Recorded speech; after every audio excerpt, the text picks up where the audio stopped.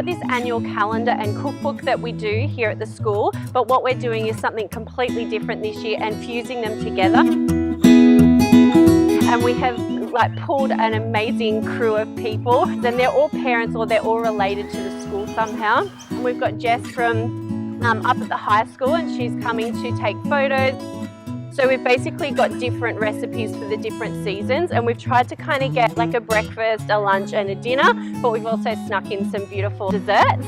We're trying to raise money for our beautiful school. We wanted something that was really authentic to our school and had that community vibe, and they'll be able to use it all year long.